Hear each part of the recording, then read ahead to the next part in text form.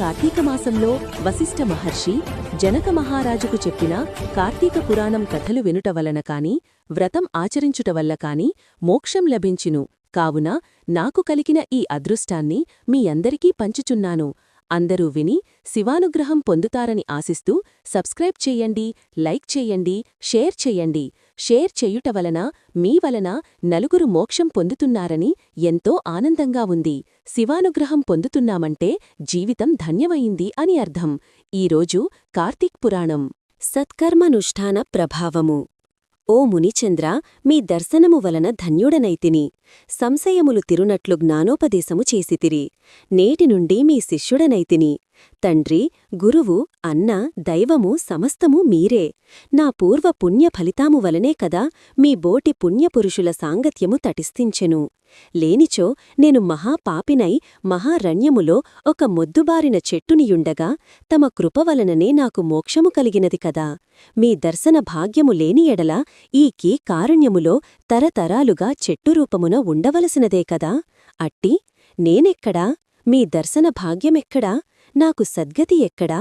పూనా ఫలప్రదయీయగు ఈ కార్తీక మాసమెక్కడా? నాకు పాపాత్ముడనగు నేనెక్కడా? ఈ విష్ణాలయమందు ప్రవేశించుటెక్కడా? ఇవి అన్నియును దైవికమగు ఘటనలు తప్ప మరొకటి కాదు.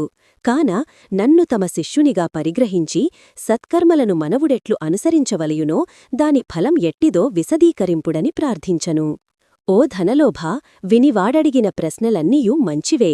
అవి అందరికీ ఉపయోగార్థమైనట్టివి. కాన వివరించదను, శ్రద్ధగా అలకింపుము.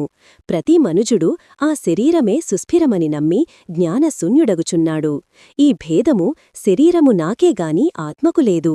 అట్టి ఆత్మజ్ఞానము కలుగుటకే సత్కర్మలు చెయ్యవలనని సకల శస్త్రములు ఘోషించుచున్నవి. సత్కర్మ నాచరించి వాటి ఫలము పరమేశ్వరార్పితమనరించిన జ్ఞానము కలుగును. మానవుడే జాతివాడో ఎటువంటి కర్మలు ఆచరించవలనో తెలుసుకొని అటువంటివి ఆచరింపవలను. బ్రాహ్మణుడు అరుణోదయ స్నానము చెయ్యక సత్కర్మరనచారించినను వ్యర్థమగున్.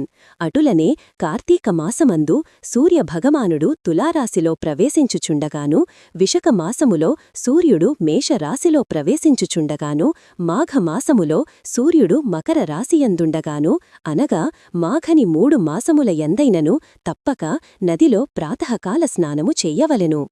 అతుల స్నానములాచరించి దేవర్చన చేసిన ఎడల తప్పక వైకుంఠ ప్రాప్తి కలుగును.